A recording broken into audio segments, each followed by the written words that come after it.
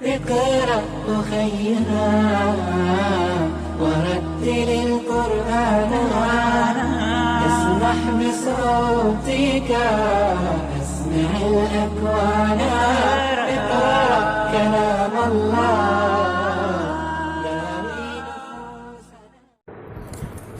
السلام علیکم ورحمۃ اللہ وبرکاتہ. بسم اللہ الرحمن الرحیم.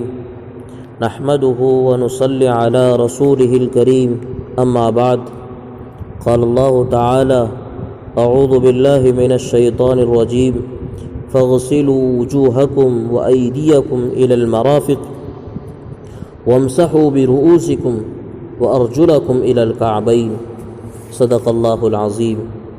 اللهم صل على سيدنا محمد وعلى آل سيدنا محمد وبارک وسلم. وضو میں چوتھا فرض ہے دونوں پیروں کو ٹخنوں سمیت ایک بار دھونا. آیت وضو میں وَأَرْجُلَكُم میں دو قرأتیں ہیں. ابھی جو آیت کریمہ آپ کے سامنے تلاوت کی اسے آیت وضو بھی کہتے ہیں، اس کا نام آیت وضو ہے. تو اس میں وَأَرْجُلَكُم میں دو قرأتیں ہیں. ایک قرأت نصب کی ہے یعنی لام پر زبر کی ہے وَأَرْجُلَكُم جُلَكُم، اور ایک قرأت بکسر اللام یعنی لام کے زیر کے ساتھ ہے وَأَرْجُلِكُم جُلِكُم وَأَرْجُلِكُم. پہلی قرأت کی وجہ سے ارجلکم کا عطف ایدیکم پر ہوگا. آسان لفظوں میں پہلی قرأت کی وجہ سے ارجلکم پیروں کا حکم ایدیکم یعنی ہاتھوں کی طرح دھونے کا ہوگا کہ تم اپنے پیروں کو ٹخنوں تک دھویا کرو. اس قرأت سے یعنی لام پر زبر پیروں کے دھونے کی فرضیت ثابت ہوتی ہے. اور دوسری قرأت میں یعنی بکسر اللام لام کے زیر کے ساتھ بظاہر وَأَرْجُلِكُم کا عطف رؤوسکم پر ہوگا یعنی تم اپنے پیروں کا مسح کرو.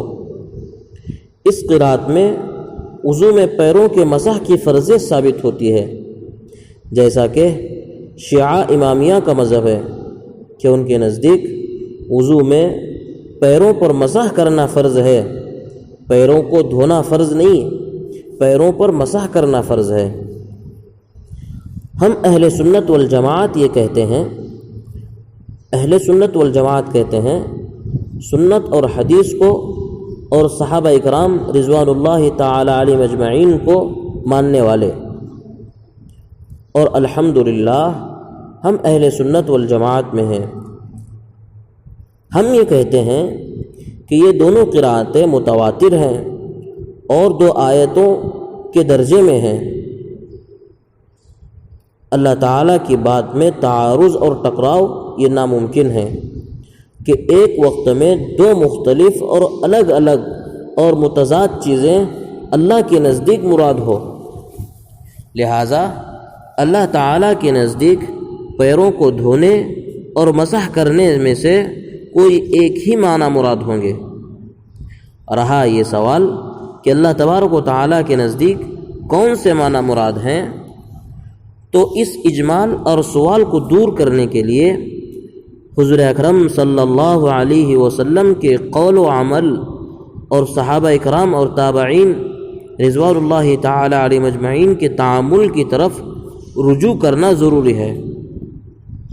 لہٰذا صریح اور متواتر حدیثوں میں یہ بات ثابت ہے کہ نبی کریم صلی اللہ علیہ وسلم نے امت کو جو وضو کی تعلیم دی ہے اس میں پیروں کے دھونے کا حکم دیا ہے، اور پھر فرمایا لا يقبل اللہ الصلاة الا بہ، یعنی بغیر اس طرح وضو کے خدا کے نزدیک نماز قبول نہیں. نیز زندگی بھر کبھی بھی آپ صلی اللہ علیہ وسلم نے پیروں پر مسح نہیں فرمایا، نہ سفر میں، نہ حضر میں، نہ گرمی میں، نہ سردی میں، بلکہ جن لوگوں کو پیر دھونے میں کوتاہی کرتے دیکھا تو بآواز بلند زور سے یہ فرمایا وَيْلٌ لِّلْأَعْقَابِ مِنَ النَّارِ، یعنی ان ایڑیوں کے لیے ہلاکت ہو اور جہنم کی آگ ہو جن کو پانی نہیں پہنچتا۔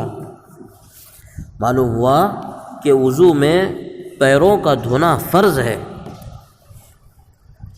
محقق ابن امیر الحاج شرح تحریر الاصول کے جلد 3 صفحہ 6 پر تحریر فرماتے ہیں کہ 30 صحابہ اکرام رضوان اللہ تعالی علیہم اجمعین سے زیادہ نے حضور اکرم صلی اللہ علیہ وسلم کے وضو کو روایت کیا ہے، اور سب اس پر متفق ہیں کہ حضور اکرم صلی اللہ علیہ وسلم نے وضو میں پیروں کو دھویا ہے، سفر میں، حضر میں، گرمی میں، سردی میں،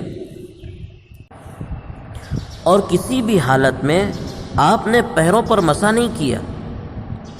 اس کے بعد محقق ابن امیر الحاج نے 30 صحابہ سے زیادہ کی روایتوں کو تخریج روایت کے ساتھ اور حوالہ کتب کے ساتھ ذکر کیا ہے۔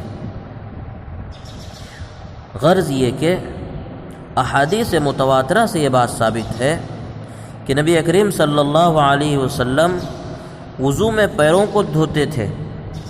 اسی طرح صحابہ اکرام رضی اللہ عنہم کے زمانے سے لے کر آج تک اس امت کا اسی پر تعامل چلا آ رہا ہے، اور صحابہ اکرام رضی اللہ عنہم سے لے کر اس وقت تک پوری امت کا مسلسل عمل خود ایک مستقل دلیل ہے، جس کے بعد کسی دلیل کی حاجت نہیں رہتی۔ تو بہرحال وضو کا چوتھا فرض ہے دونوں پیروں کا ٹخنوں تک ایک مرتبہ دھونا۔ ٹخنا وہ ابری ہوئی ہڈی ہے جو پاؤں کے پنڈلی کی جانب کے حصے پر دونوں طرف ہوتی ہے۔ اب 2-4 مسائل اس کے متعلق بھی سنیے۔ نمبر 1، اگر کسی کا پاؤں کٹ جائے اور ٹخنے تک کچھ باقی نہ رہے، ٹخنے تک کٹ جائے، اس کا دھونا ساقط ہو جائے گا، اور اگر کچھ حصہ باقی رہ جائے تو اس کا دھونا فرض ہوگا۔ نمبر 2، اگر کسی کا پیر خشک ہو جائے یعنی بے حس ہو جائے، اور ایسا بے حس ہو جائے کہ اگر اس کو کاٹو تو اس شخص کو خبر نہ ہو کہ میرا پیر کاٹا گیا، تو وضو میں اس پیر کا دھونا بھی فرض ہے۔ نمبر 3، اگر کسی کے پاؤں میں کوئی انگلی وغیرہ زائد ہو تو اس کا بھی وہی حکم ہے جو ہاتھوں میں زائد انگلی کا بیان ہو چکا ہے۔ نمبر 4، مصنوعی پیر یعنی نقلی پیر، ڈپلیکیٹ پیر کو وضو میں دھونا فرض نہیں ہے۔ اللہ تعالی ہم سب کو دین کی صحیح سمجھ عطا فرمائے۔ ثروت حسین اشرفی۔ والسلام علیکم ورحمۃ اللہ وبرکاتہ۔